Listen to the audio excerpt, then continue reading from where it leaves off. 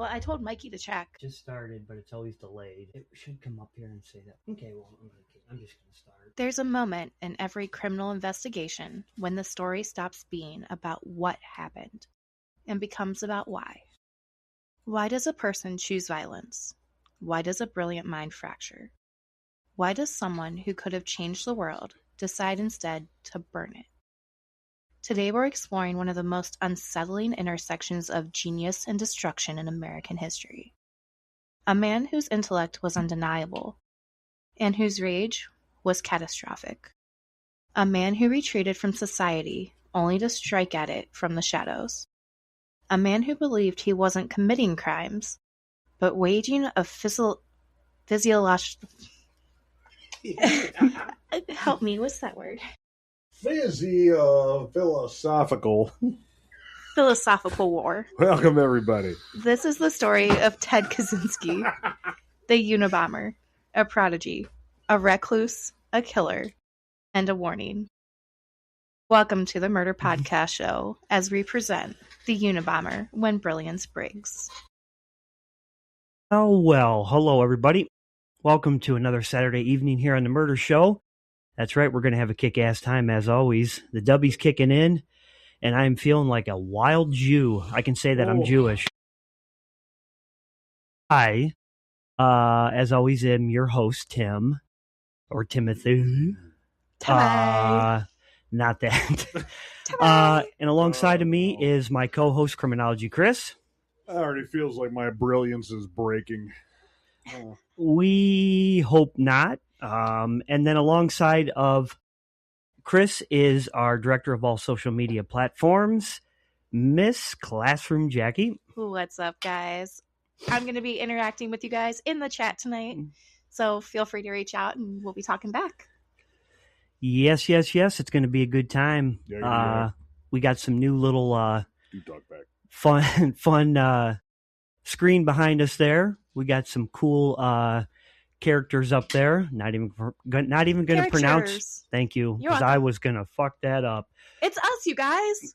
Yeah, it's it's us. Classroom Jackie, your host Tim, and Criminology Chris. Yeah. Yep. So as always, we will start out with our sponsors. We have the fabulous Crafty Corner by Laura. Laura makes all your handmade crochet items, jewelry, plushies, and more. You can check her out on Instagram at Crafty Corner by Laura and on Etsy.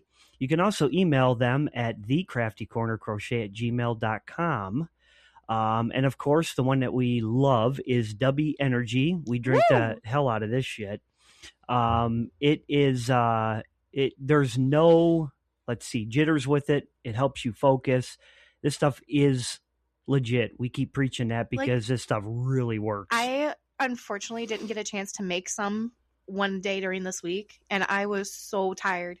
I stopped by the gas station. I bought an Alani, which I haven't had since we started drinking W. Oh, God. And man, by time 2 hit, I wanted to take a nap. I was so tired, and I felt like I needed more.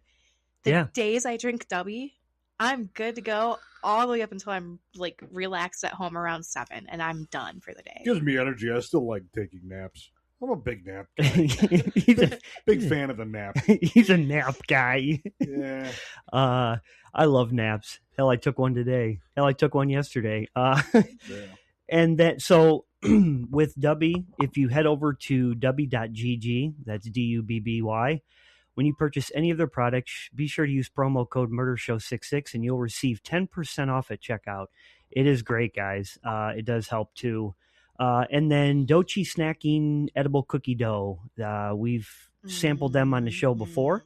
They come in various flavors from chocolate chip, WTF fudge brownie, basic bitch or biatch, and peppermint baddie. And it is a baddie. Okay. It's so good. I have not tried that one, but I would give you some, but I pretty much ate all the container in a week. So Chris never got to really have much, is what you're saying. Yeah, he's not a big peppermint guy. Well, I'm not a sweet stuff guy. Okay. I'd rather eat a bag of chips, but keep those out of my house too. And the WTF fudge is literally just fudge brownie in an edible container. It's so good. All right. let's see. Yeah, so if you go to their website, Doichi Foods, DOICH foods.com, and use the code MurderShow66 again, you'll receive $5 off of your order. And we get a little bit of the cut from those too, as we described last week. But what we do with it, excuse me, is we build it up, and I mean, we don't get like a whole lot, but we use it towards anything on this show is what we do with it. So if we have to buy any little bit of upgrades and stuff, that's what we do with it. We're not paying our bills with that shit. Mm-mm. So not nearly enough. Yeah. No. We're not highly compensated here. I mean, these guys aren't. I might be, but you know, Hey. your deal's your deal. You know. Yeah. Is he getting paid? I don't get paid. Everybody's got their deal, Jackie. Everybody's got their deal. Well, everybody. fine. I see where I belong. Chris doesn't get paid. You and I do. Oh, okay. So anyways, tonight we are, you probably saw it broadcasting and stuff. We are going to be covering the famous Unabomber, Mr. Ted Kaczynski. This guy is, he's a trip. I watched some stuff on him this past week, and I forgot about him until I started watching it, and I was like, oh, I remember this guy. It's crazy. He was so smart. What was it? You said his IQ was 167? Yep. This guy Holy was cow. brilliant. He was smarter than, what was it, Kemper? Yeah. Kemper was 145 or 135. I wow. think we should start ranking the criminals on their intelligence. Yeah. Guy was brilliant. Too brilliant. I'm going to do that tonight. I'm going to figure out who we did and where they rank so far and who's the highest IQ. Well, it's funny how often like we ran into situations. I mean, just in society in general, not even people we cover that are, you know, too good for their own, too smart for their own good, and ended up doing something they use it dramatically for evil. bad for they just can't handle it or something, you know. Yeah. Oh, very true. I won't be doing anything bad. That's good. That's good to know. I'd probably still keep you on the show, but anyways, I'm not smart enough to be lumped in with those. You don't fellas. know. You're really smart. Really smart. Don't listen to her. Oh shucks, he's blushing now. It's the dubby kicking in. Don't worry about it. Yeah. All right, so the early life of Mr. Ted Kaczynski here. He was born in Chicago in 1942. That was way before all of our times. His parents, Wanda and Theodore Sr., were hardworking, practical, and deeply proud of their firstborn son. So he's a firstborn. Mm-hmm. Look at him go. And from the start, Ted was unusual. So here we go. Here's another one where something's wrong right from the rip. You know, he learned faster than other children. He spoke sooner than what, you know, they say, you know, kids start speaking and stuff. But, and he, absorbed information with a kind of hunger. By kindergarten, teachers noticed he wasn't just bright, he was exceptional. Damn, he was like a genius right from the start. But there was something else. A distance, a quietness that wasn't shyness so much as separation. Ted didn't connect easily. He didn't play the other way children played. He watched, analyzed, and he stayed apart. There's a story that his mom told years later, a story she believed changed everything.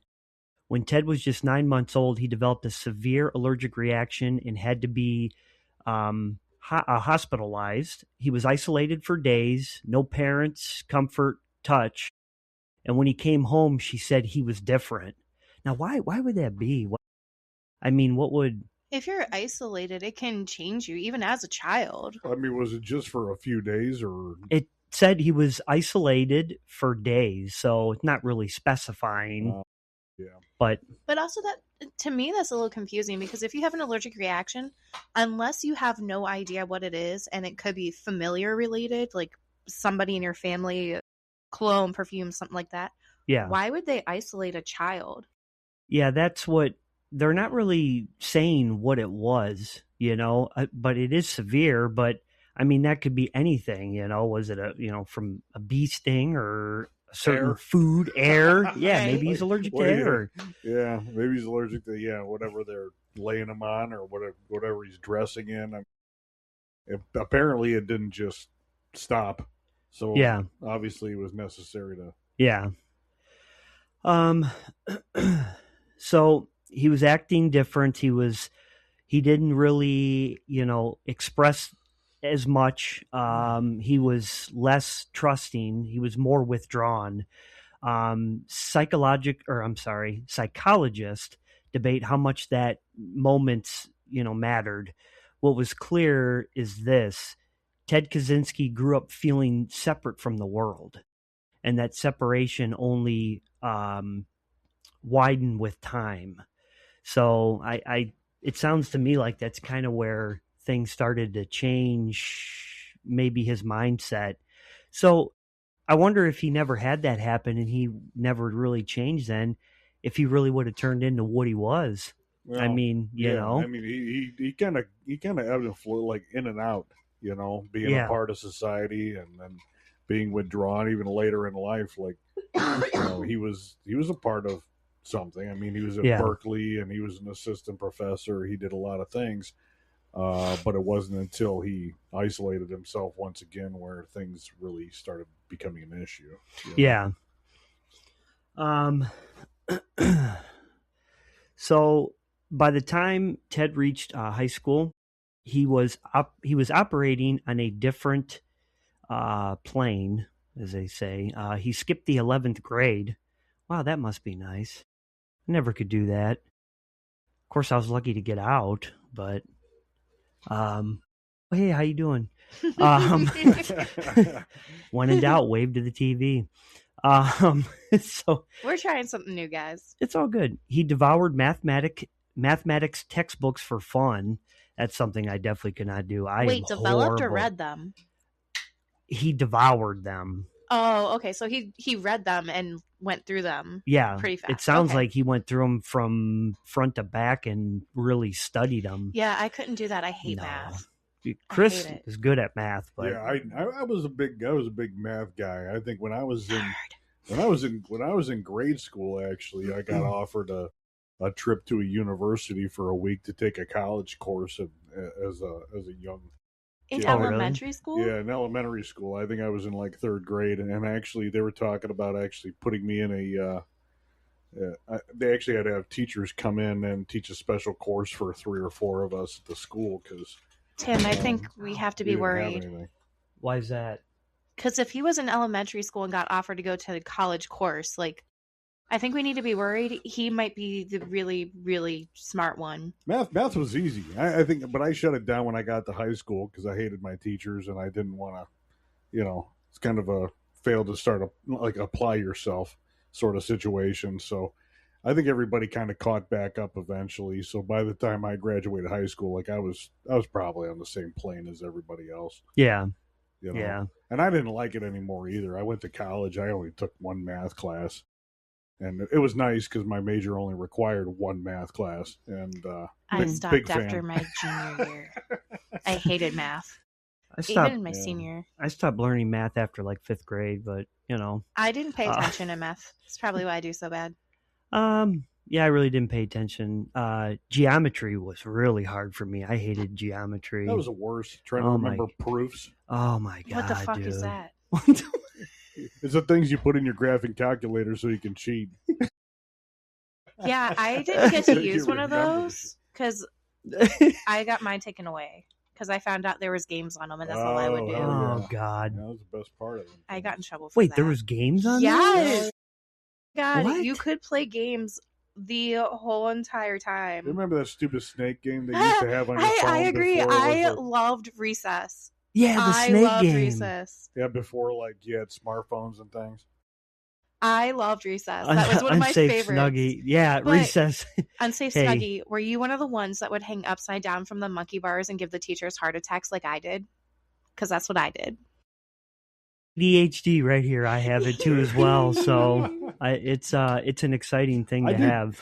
Not get additional recess. I did not have ADHD, but I did certainly not get additional. No. That's okay. Listen, we're not here to I judge. miss the food though. The octagonal Mexican pizza was the shit. And I know Yeah. you can buy them at Walmart, but the Loft House cookies, like there is nothing like the ones. Yes, there is nothing like the ones that you get from the school's cafeteria compared to the ones at Walmart. I feel like there's some bonding going on. Like, Yeah, you there appreciate what she says, but you don't appreciate the octagonal pizza. You don't have to agree with him. It's okay. All right, whatever. But the Toll House cookies, those Loft House ones with the icing, That's the ones I buy. They well, were the- not with the icing. but they were the best when you were in school, not now when you buy them as an adult. Like in school, it was a treat. Now you're like, okay, I can buy these all the time. I miss pixie sticks. You can still Do you buy ever those. snort them? What? Maybe that's why you're bad at math. Wait, but I didn't snort pixie sticks. You remember the smell of those markers that had the stripes on them? Yes. Oh, yeah. Do you remember the lemon one? Everybody would sit there and just go. No, you weren't there. There wasn't everybody. What about? Shut it. What about? I'm pretty sure I smelled them so many times. Candy cigarettes. Now those You were. can still buy those. Our son gave me a box of them, and I ate them in a day. Oh my god. Anyway, sorry we got off on that little side tangent This there. is but ADHD with the with podcasters. oh my god, are you saying OMG to snorting pixie sticks? See, I told you there's a lot wrong up here. I told you there's a lot wrong up here. But she's accepting of it, so she's accepting. This is why she and I are bonding. Nostalgic candy, man. And the octagonal Mexican pizzas. See? All right. Thank you for including me. You're welcome. Okay. So yeah, Ted had devoured the mathematics books for fun. He was kind of a student that teachers bragged about, and classmates avoided him. They're like, "Fuck this guy," he's trying to be up the teacher's ass. At 16, he was accepted to Harvard University. That's wild. He skipped 2 grade levels.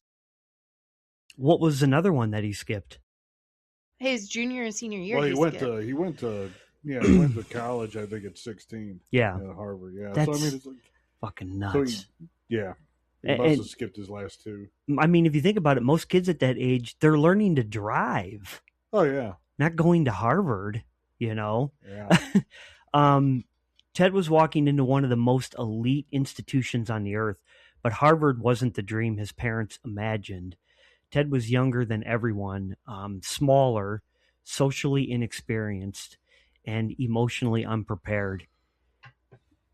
He lived in a dorm known for its harsh environment, a place where students were expected to toughen up, not open up.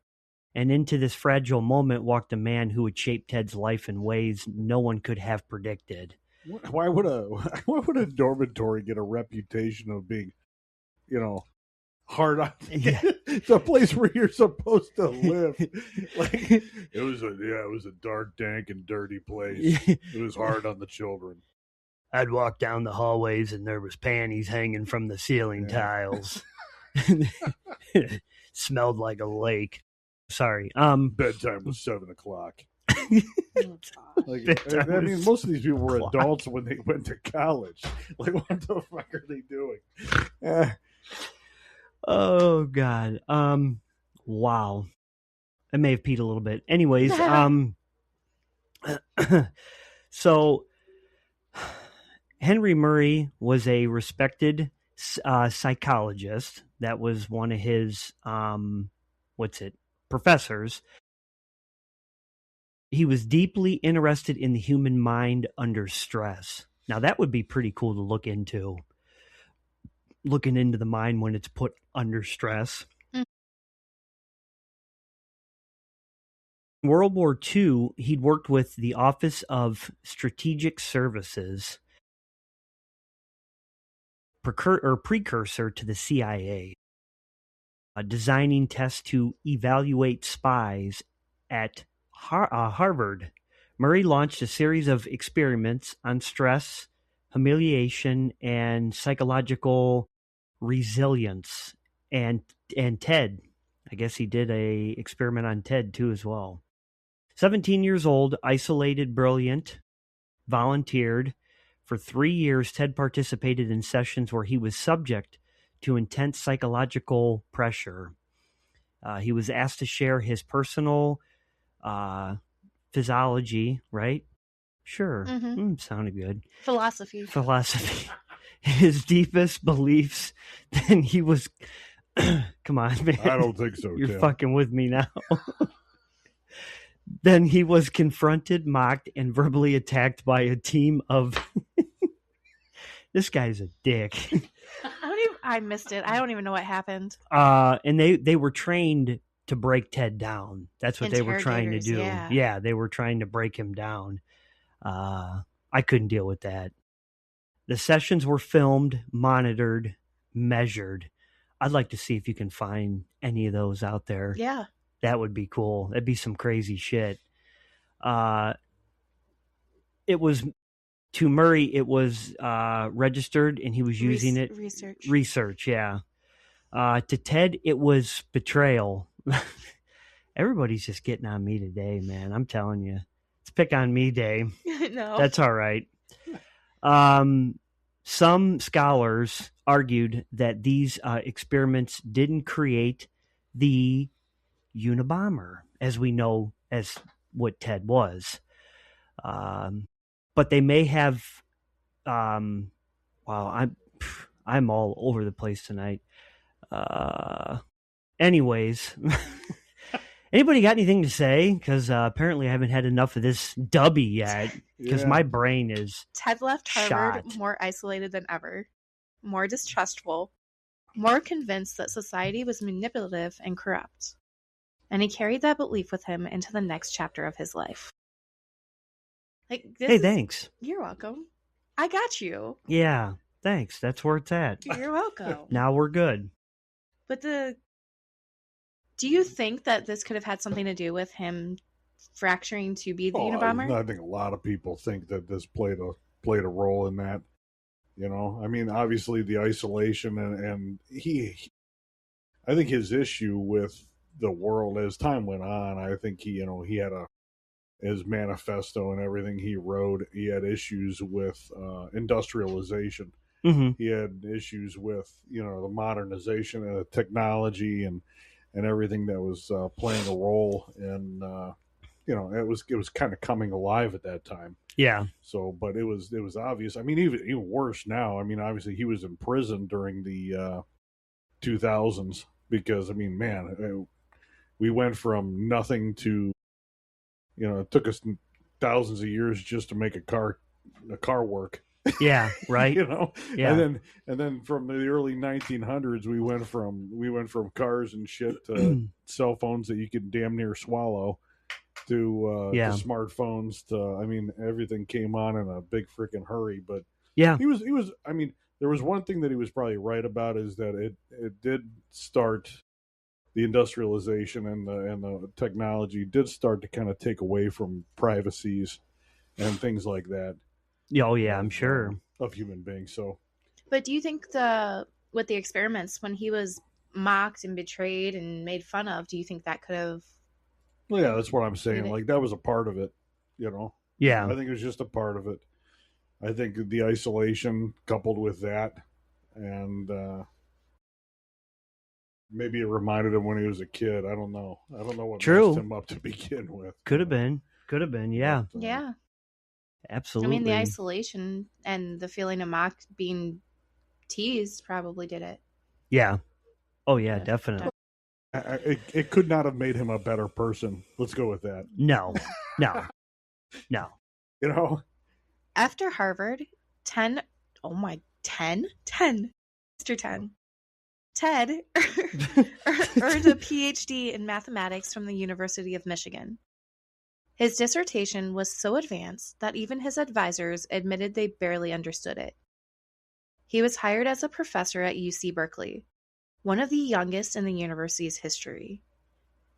How old was he when he was a professor? He was 25 when he became an assistant professor. It was, and he was the youngest in California Berkeley history to become an assistant professor at that age. And wow. But he only did it for a couple years. But Ted hated Yeah. teaching. He hated the social expectations. He hated the structure.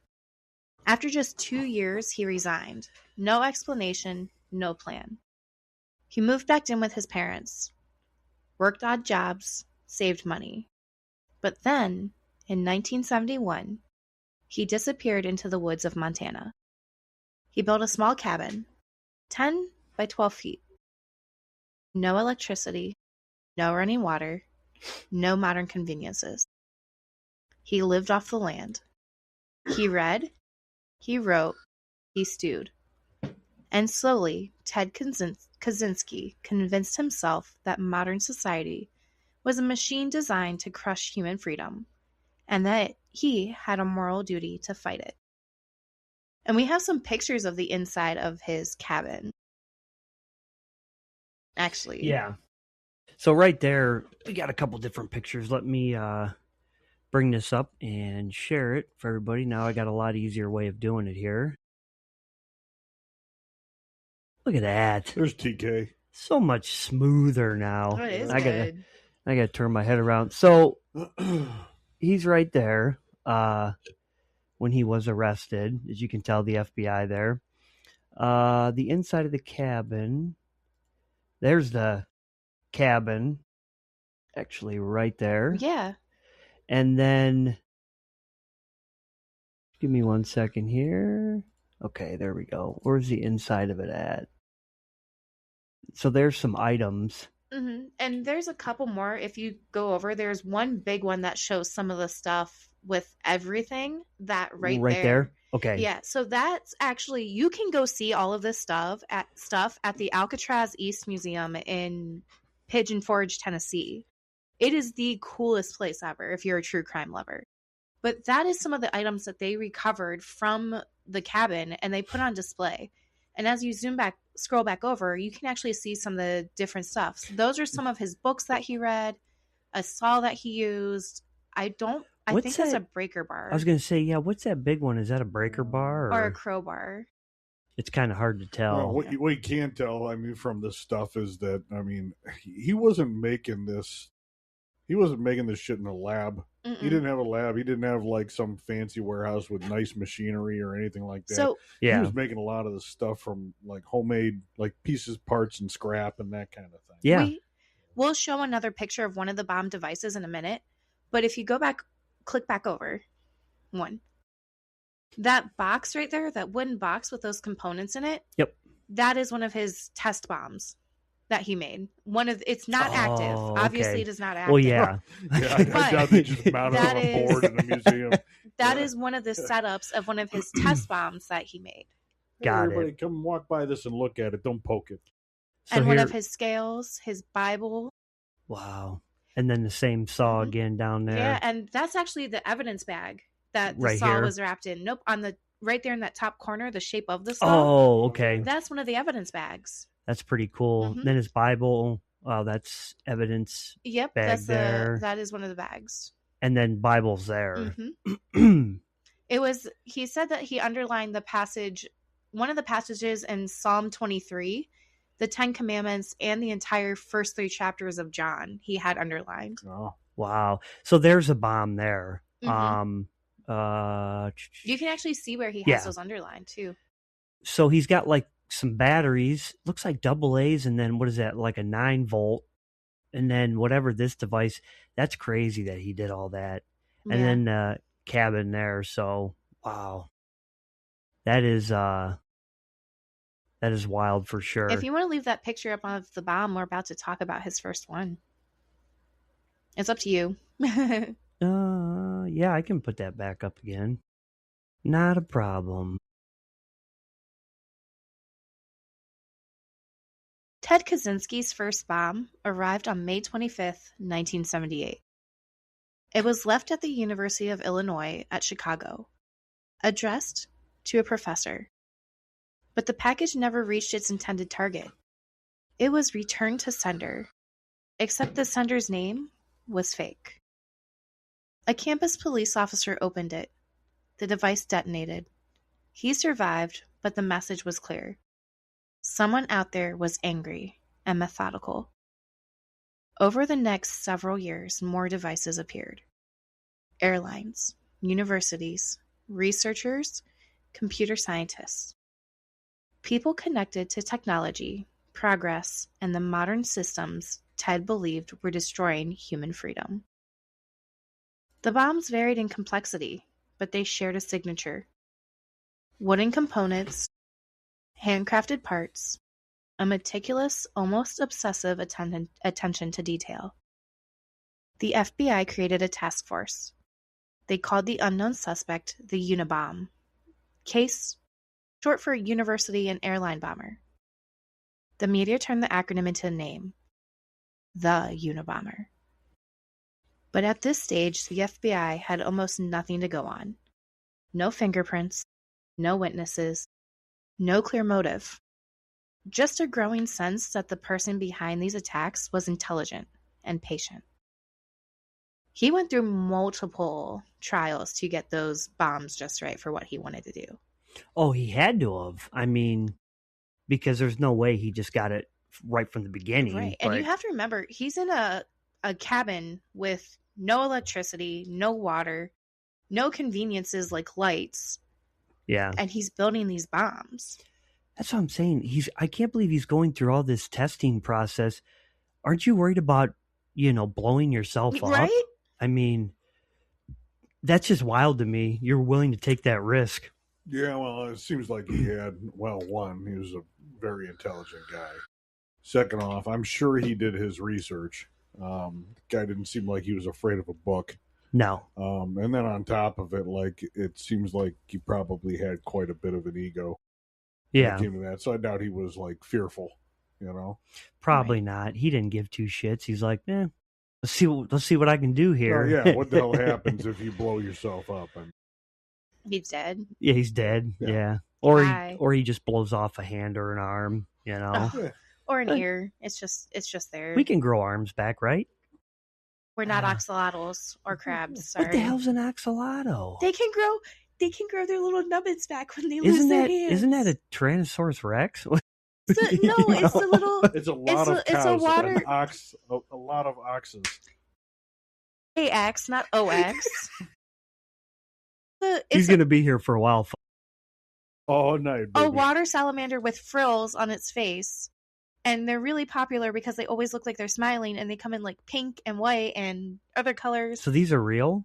Yes. Or is this like a mythical creature? It's real. I will show you a picture later. Why isn't it at the aquarium or the zoo then? They are at the aquariums and the zoos. Fuck no, they ain't. I'm going to the aquarium tomorrow. Fuck it. When was the last time you've been there? They'd be in the Rand Forest area. It's been quite a few years, but look them up. You can look it up online right there while you're sitting there. So now I just sit here. Wow. Okay. Anyways, carry on. By the mid-1980s, the Unabomber case had become one of the most complex investigations in FBI history. Agents sifted through thousands of leads. They interviewed professors, engineers, former students, disgruntled employees, anyone who might harbor a grudge against the scientific establishment. But Ted Kaczynski was invisible. He lived in a remote cabin outside Lincoln, Montana. He had no electricity, no phone, no car. He rarely interacted with anyone. He was the perfect ghost. The bombs continued. Some caused injuries, some caused deaths. Each one was a message, but the message was still unclear. Investigators began to suspect the bomber wasn't just lashing out randomly. He was targeting symbols, institutions, people who represented the technological world he despised. But without a manifesto, without a statement, without a voice, the FBI was chasing shadows. And then, in 1993, after a 6-year silence, the Unabomber resurfaced with deadlier intention. You mentioned why they called him the Unabomber? Yeah, I did. It stood for University and Airline Bomber. Right. That's how he got, and it was they did not spell it as bomber with the ER at the end. It was UNABOM. Unabomber. Yeah. Unabomber. So if I remember correctly, because I'm trying to remember, I watched a Netflix thing on it this past week, and he would send random things in the mail too, right? I believe so. Okay, because I thought so, but I couldn't remember offhand. But then he would also, and correct me if I'm wrong, Chris, wouldn't he make certain bombs he had mentioned to where they would like not so much kill the person but harm them?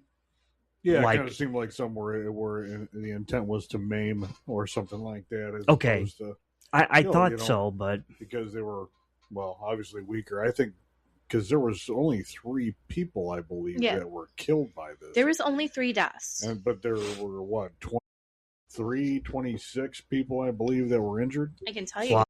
There's quite a few people that so they probably lost like limbs and sustained stuff like injuries, that. lost a digit or something like that. That's crazy. Yeah. I wonder if he was just trying to harm.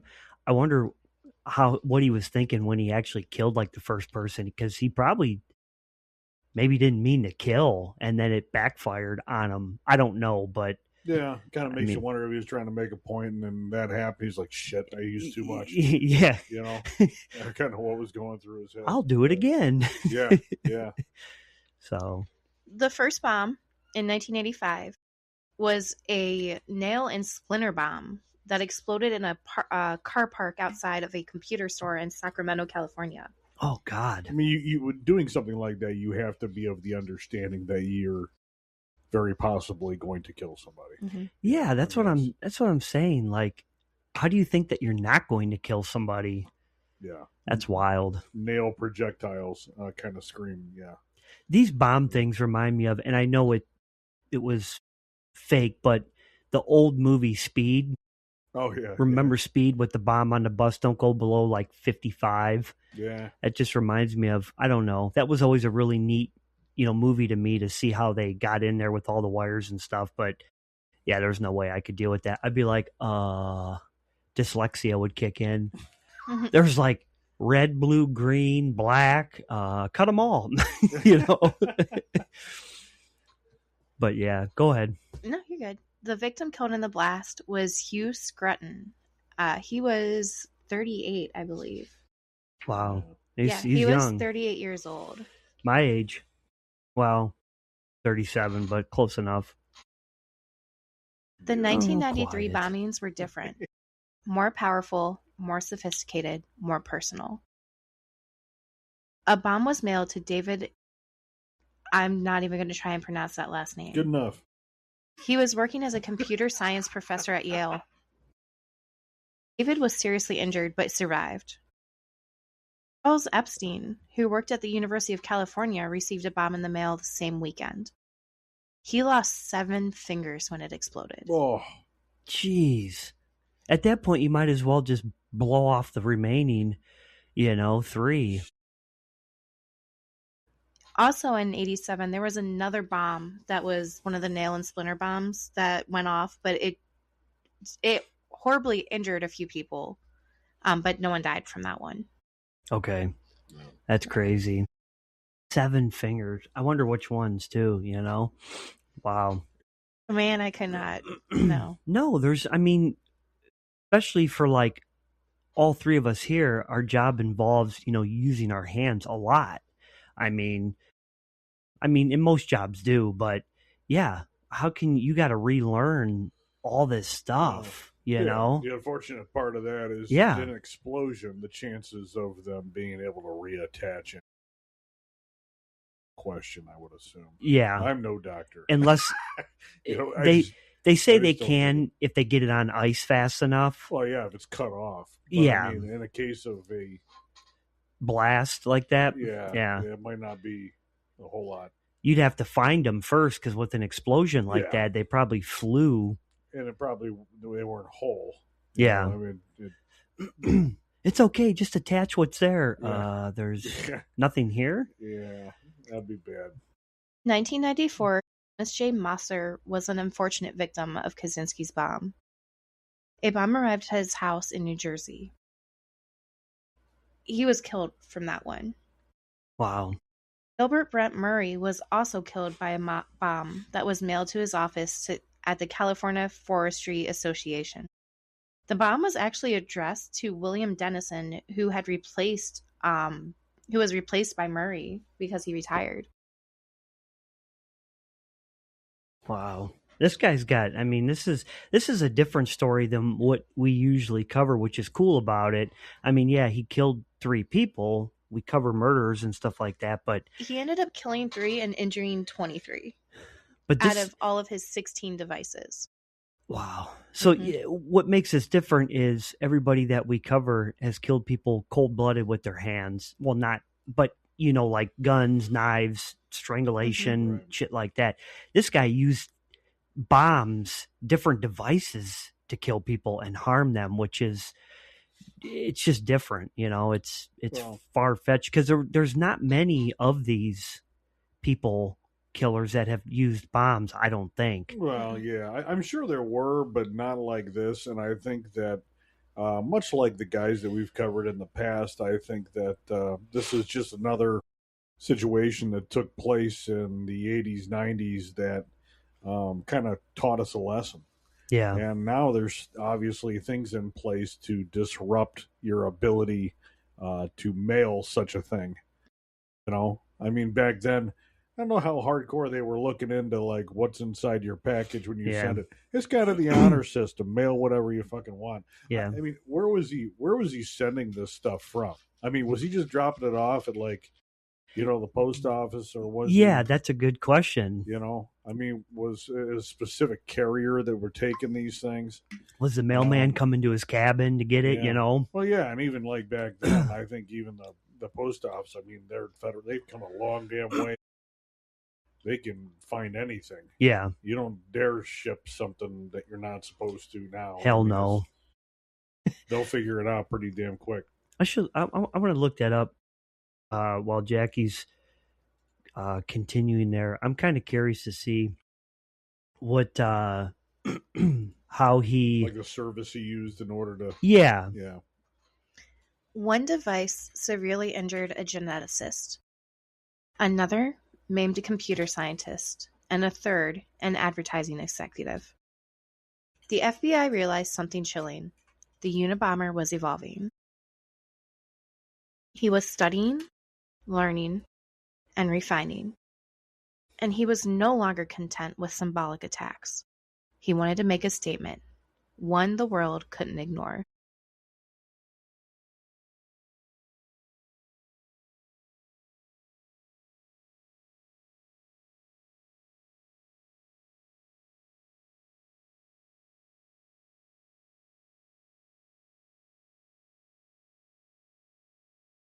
sent some packages to targets to avoid it. Yeah, in Wow. some other fashion, I guess. And he did that between 78 and 95. Yeah. Yeah, there's no way anybody could get away with that in the mail 16. now. He would put a total of 16 bombs, and 3 of them went off and killed people. Jeez. In 1995, newspapers across the country received a letter. It was from the Unabomber. He demanded that a major newspaper publish a long essay, the Manifesto, outlining his beliefs about technology, society, and human freedom. If they refused, he threatened more violence. The FBI faced an impossible choice: give a killer a platform or risk more deaths. After intense debate, the Washington Post, with support from the New York Times, agreed to publish the Manifesto. It was a decision that would change everything. Ted Kaczynski's manifesto was titled Industrial Society and Its Future. It was long, dense, and philosophical. It argued that modern technology had enslaved humanity, that industrialization had stripped people of autonomy, meaning, and dignity. It was the work of someone who was not only intelligent, but deeply obsessively committed to a worldview. Millions of people read it. Some dismissed it as the ramblings of a madman. Others found unsettling truths buried within. But one reader recognized something far more important. David Kaczynski, Ted's younger brother. Uh-oh. David had always known Ted was brilliant. He had always known Ted was troubled. But as he read the manifesto, he recognized the writing style, the phrasing, the ideas. He recognized his brother's voice. How crazy is it that his brother picks it up and reads it and realizes that's his brother? How likely would you be able to recognize your brother's writing? That's if I asked you to pull it out of 50 different things in front of you. I mean, it had to be obviously unique. Yeah. In nature in order to be able to be recognized in that kind of fashion. Yeah. Because like my brother, I have no idea. Like he could write anything. I couldn't recognize his handwriting. Yeah. Nothing that he says or any sort of special, like maybe if you have some sort of like common slogan thing that you commonly say, like but yeah. Yeah, I do have a few of them. I do have a few of them. I couldn't recognize my, brother's writing. There's no way. Yeah. I couldn't. Could you recognize any, like your sister or pretend brother? Yeah. No. This is Tim's catchphrase. I know it's him. That's it. This is it, Lois. I'm living it. David agonized over what to do. He loved Ted. He feared Ted. And he feared what Ted might do next. Eventually, he made the most painful decision of his life. He contacted the FBI. On April 3rd, 1996, FBI agents surrounded a small cabin in the Montana woods. Inside, they found Ted Kaczynski, disheveled, isolated, and surrounded by journals, tools, and evidence linking him to the bombings. He was arrested without incident. The trial never happened. Ted accepted a plea deal to avoid the death penalty. He was sentenced to life in prison without parole. He spent the rest of his life in federal custody, writing, corresponding, and maintaining his beliefs that his actions were justified. But the world saw something different. A brilliant mind that had collapsed under the weight of its own isolation. A man who could have contributed to society, but instead chose to attack it. So his brother turned him in, huh? Yeah. And his brother knew where he lived, I guess. I mean, they probably figured out. Like, it wasn't too hard to track down. I don't think he made a whole hell of an effort to try to hide himself. No. I mean, other than being in a remote. I mean, Montana's about as remote as you could get up there. Mm-hmm. Yeah, I've never been up there before.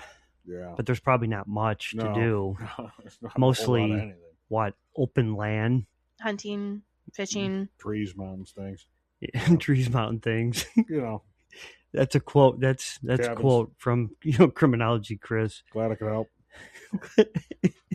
Ted Kaczynski's story forces us to confront uncomfortable questions. What happens when genius becomes alienation? When intellect becomes obsession? When a mind turns inward so completely that it loses all connection to humanity? The Unabomber wanted to warn the world about the dangers of technology. But in the end, his violence overshadowed his message. His brilliance became a weapon, his isolation became a prison, and his legacy became a cautionary tale.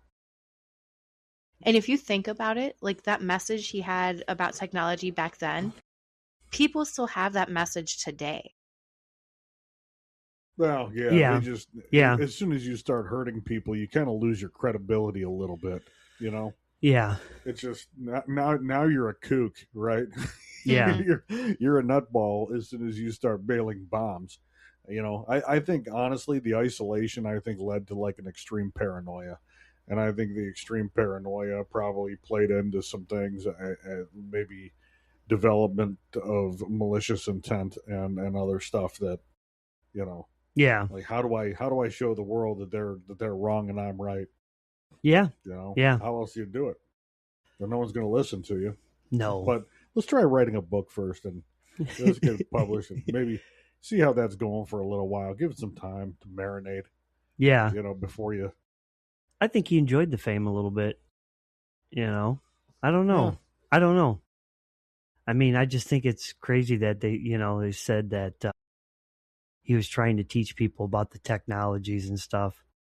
So that's your way of teaching them? So there's a lot of people that probably be depressed about solitary confinement in a Colorado prison. He probably was not one of those people. I actually have some really cool questions, like, to go with this that we could talk about some. Lay it on us. This one's you. Oh, I have a God. question for Oh, you. God. Do you think Ted was born socially detached, or did his life experience push him into the isolation?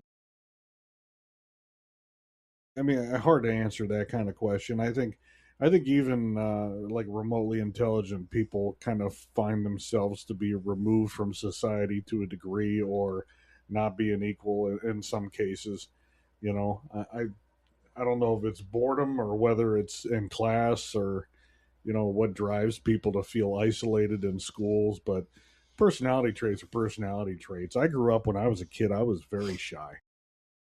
Really? I was not. I was a extremely. social butterfly. Yeah, I was. I had a lot of friends. I was very shy.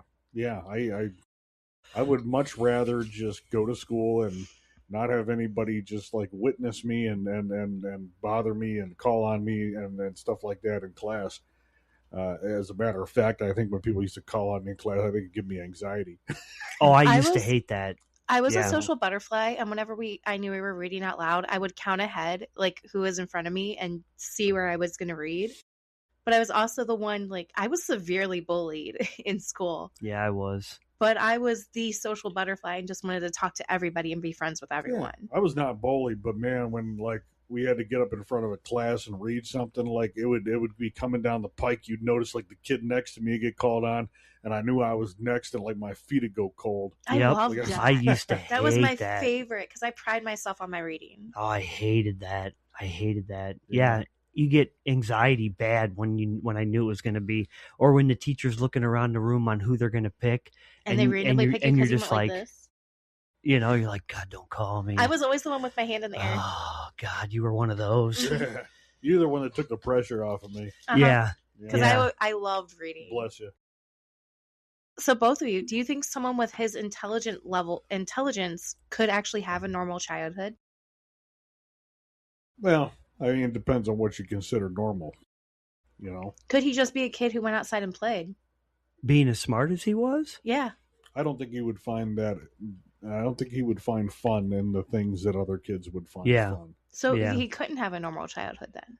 But well, it's a difference between being an adult and being a child. When you're a child and you look at a tree, you look at it and you're like, oh yeah, hey, cool, there's a tree. I wonder if I can climb it.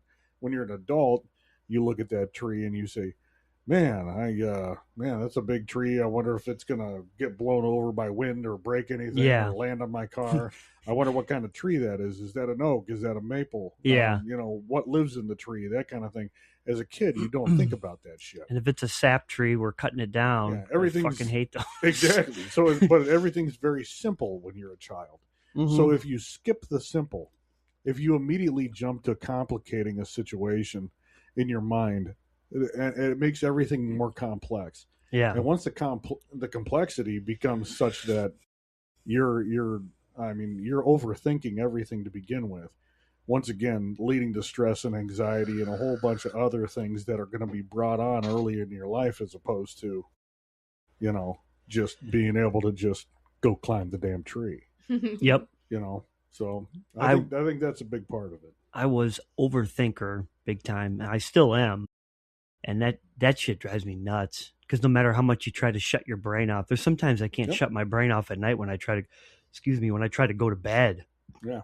And that's the worst. Yeah, ask her. I mean, a lot of people look at like your desk and they're like, oh, that's a desk. Me, I look at the desk and I'm like, I wonder how that's put together. I wonder how it's standing up. I wonder where the bolts are. Blah, blah, blah. Yeah. Stupid shit. It definitely is. So. All right, for you. Uh-oh. If Ted had never met Henry Murray, do you think his life trajectory would have changed? Do you think he would have felt betrayed by what... Like, do you think he would have left and gone to the mountains, or do you think he would have continued where he is? If he hadn't met him? I mean, that's tough. I don't know. I think he still would have gone to the mountains, just because ever since that whole, isolation thing when he was a kid, hospitalized and stuff, that was when he really started distancing himself. And I think regardless, he was still going to go to the cabin. So on that aspect, what do you think he was searching for when he moved to Montana? And do you think it was a retreat, an escape, a protest, or the breakdown? An escape. I think he was escape just to try to get away from society. Yeah, I think it was a few things. I think he was also probably trying to protect himself. Yeah, that's true. Yeah. Yeah, so it could have been a protest at the same time, too. Like, this is what everybody else should be doing. Look at me. Yeah. You should go to the woods where everything's calm and you don't have to deal with all the industrialization and the technology. Yeah. Yeah. I mean, there's a lot of different things we could say about that, I mean, who the hell knows? He was highlighting a bunch of Bible verses and things like that. Maybe he was doing something in the name of God. I mean, there's a lot of you never know. Theories, I'm sure. You never know. Do you believe that Ted's brilliance made him more vulnerable to radical ideas and the breakdowns that he had? I think it made him more critical of them. I think that being critical and maybe not being heard, maybe probably drove that a little bit. Yeah. She's hitting us with the zingers. Zingers. I figured we gotta do something it's good. Tonight. It's good. Could isolation like that intensify someone's existing beliefs for both of you? Absolutely. I think without having somebody that would protest your ideas or have somebody to try to contradict your line of thinking, I think will do nothing but further your beliefs. Yeah. I second that because it sounds smart as fuck, so I'm going with it. Why do some people justify violence as a form of ideological expression?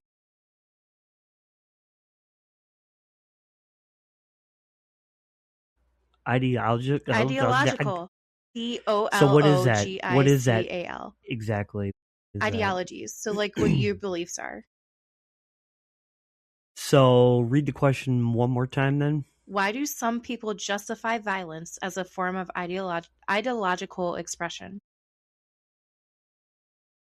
There's no other way to justify it. Like, what else do you do?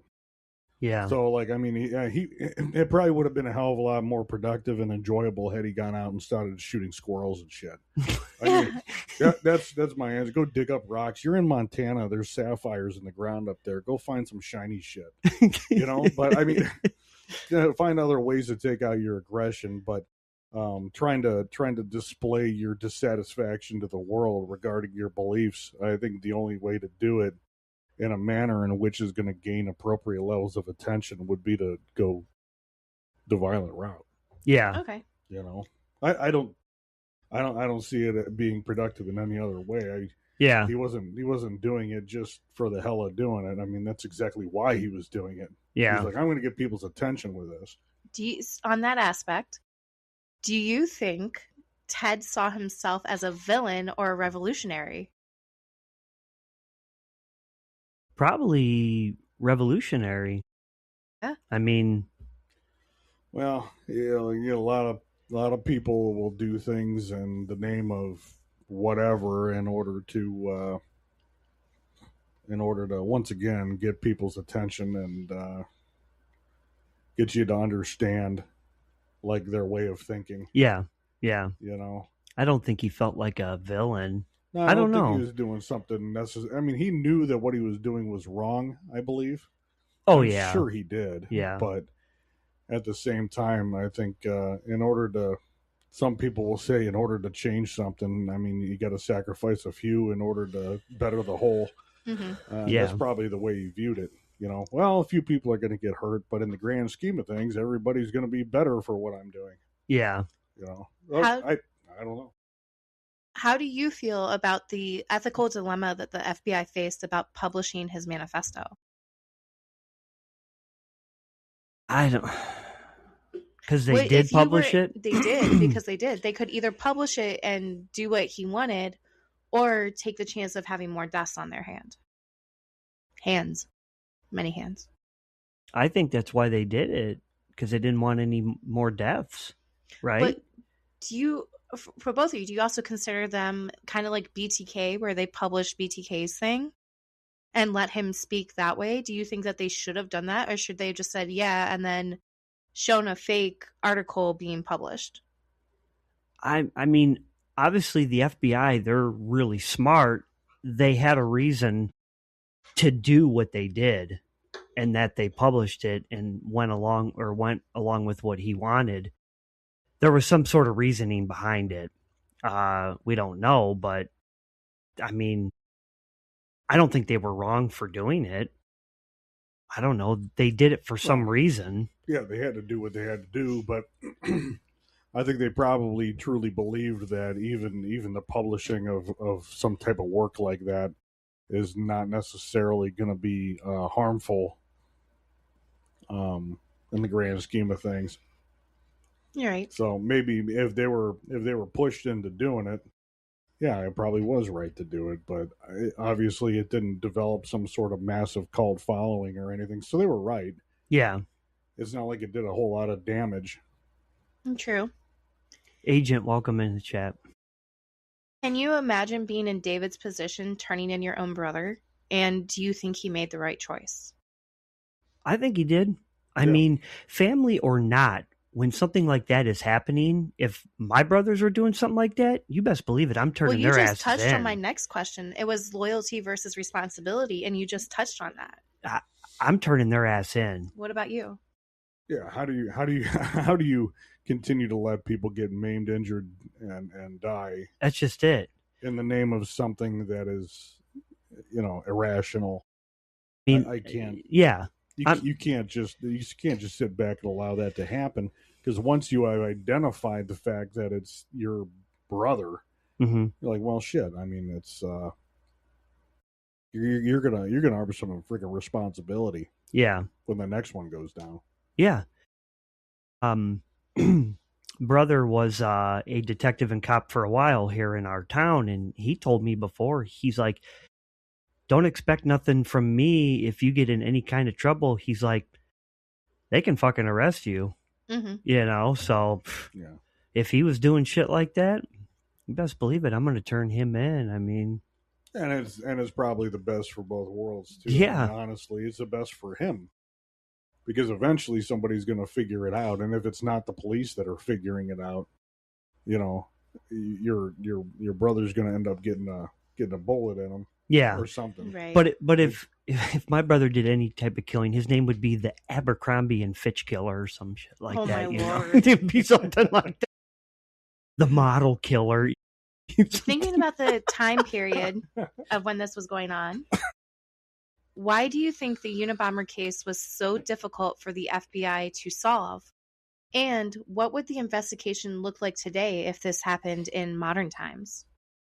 Well, Chris and I, like we were talking about before with the whole USPS, I don't think it would have gone as far, because they would have had to deliver these bombs in a completely different way. They would have literally... They wouldn't have gotten delivered because they x-ray everything. The bomber would have had to hand deliver this stuff in disguise. He'd have to hand deliver it. I mean... Right, because almost everybody has a Ring camera. Yeah. Or a doorbell camera. That's another thing, too. The cameras in today's world... How else are you going to do it? Mm-hmm. Unless you pull up and cover your face and throw it out. But then they're still good. They can get license plate. So, I mean, the entire thing that he was fighting against would have prevented him from being able to act in a way that he did. It would have never made it. Why did it make it so hard for the FBI to solve? Once again, it was not monitored. You didn't have cameras everywhere. You didn't have people watching over there. They weren't expecting these things, They probably didn't have a return, address on the packages either. They had no way to track them. Well, they said one of them did get returned, but the person's name was fake, so it couldn't be delivered. Yeah, so he was. That'd be funny if he opened it. Oh, I got something in the mail. What is it? Oh, crap. Game over. You lose. Bye-bye. That was good. That was good. Boy, what did I get? Did I get a package from Prime? No. Oh, my gosh. Shit.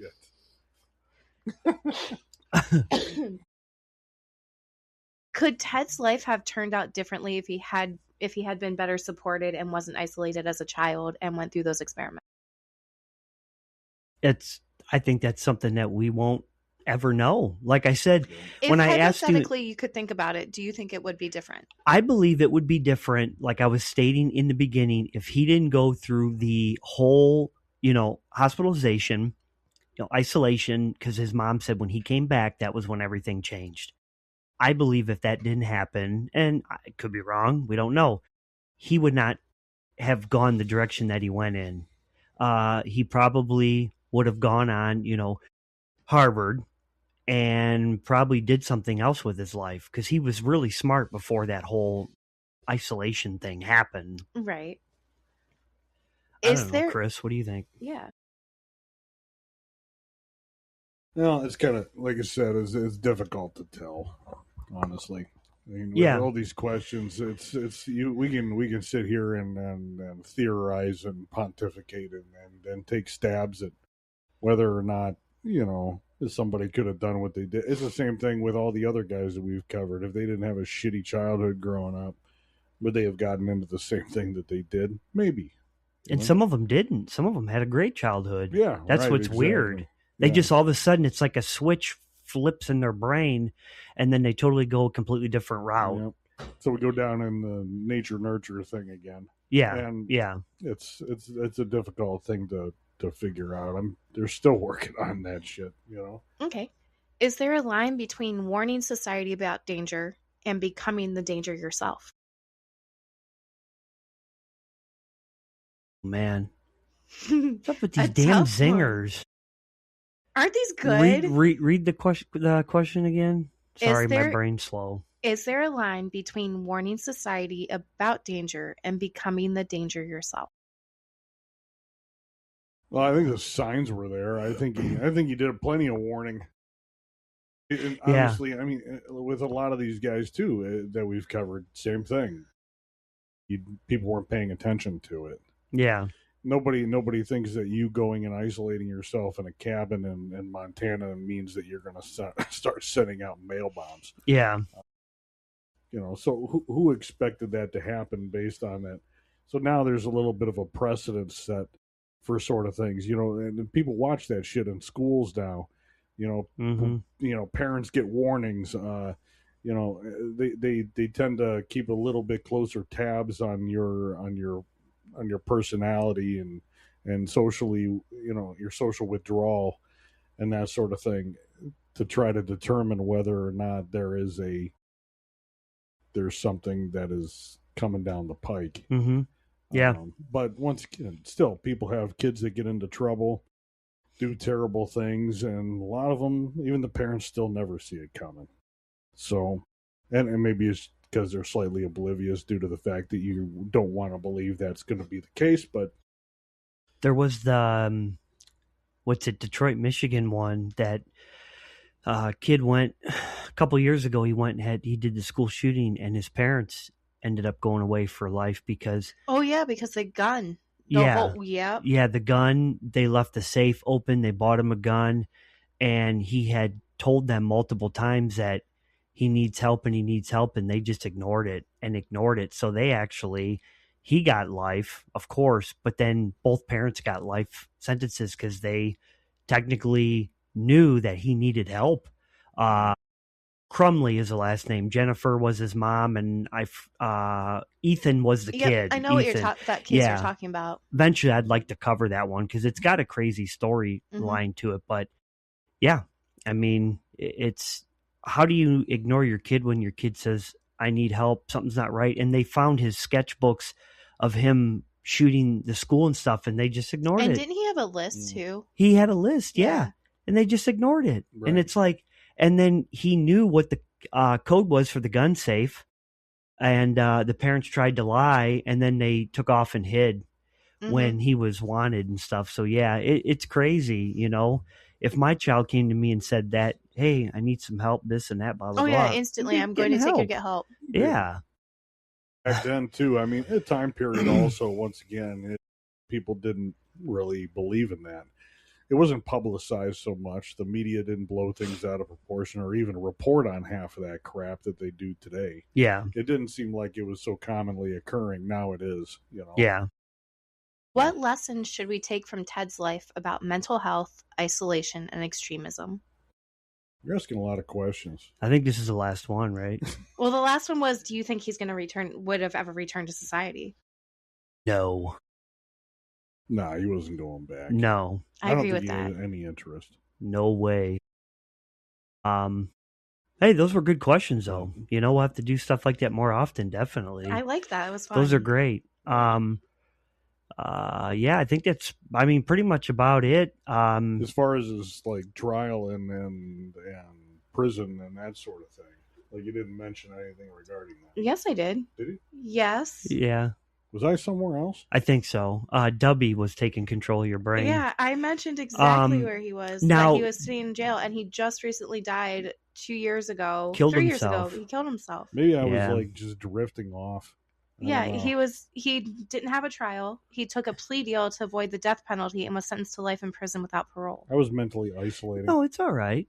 I told you I'm the third wheel. It's kind of an off an off night tonight too. We seem to can't get over 2 people in our chat tonight. It's kind of a slower night. It's very weird. Well, we also noticed we had an issue on the YouTube, so it seems kind of somber. It is. It's different. Agent, we don't count him. But it's just been. But that's all right though. We're gonna have nights like that. We can't always be riding up there. Numbers and all that on the channels. I'll Jackie, do you have numbers on the Tiki-Taki there? I do. Give me one second. YouTube, we keep going up in subscribers, at least 3 or so every week. We're at 70 subscribers right now, and we are just literally probably 10 away from hitting 5,000 views. All right, well, by that face, what are we at on TikTok now? So the video that I posted for the Unabomber episode has 4,500 views on it. Jeez. On one video. And we went up by 20 subscribers in a week. We started this past weekend with 456. Mm-hmm. We were at 472. That's awesome. Too much fun. Too much fun. We're moving. 2 followers on our TikTok. This is it. I'm living it, Lois. And we're back on Instagram. We started uploading on those again.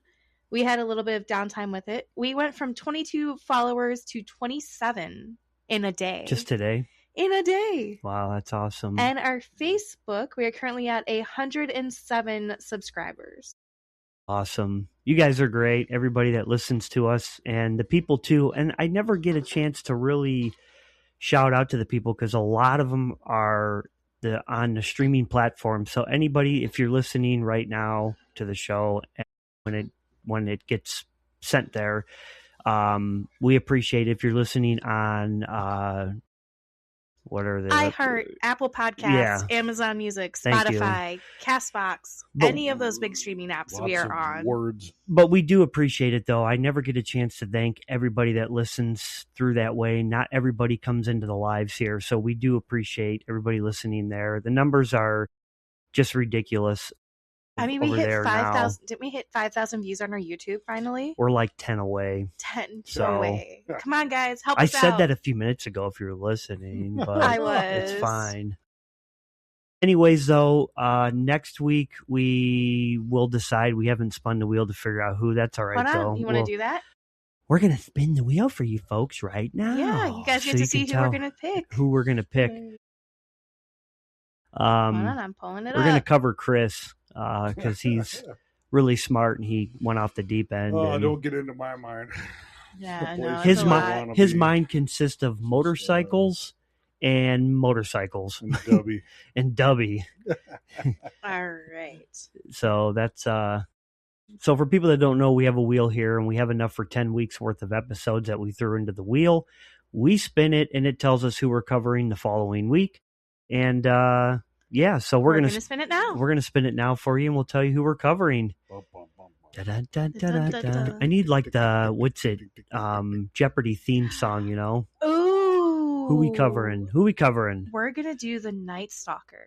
The Night that's Stalker. fun. Richard Ramirez. Richard Ramirez. I know This that guy. one is gonna be such a good case. He's an So interesting fella. get ready. Yeah. Night Stalker, Richard Ramirez, next week here, Saturday, 8 p.m. Eastern Standard Time.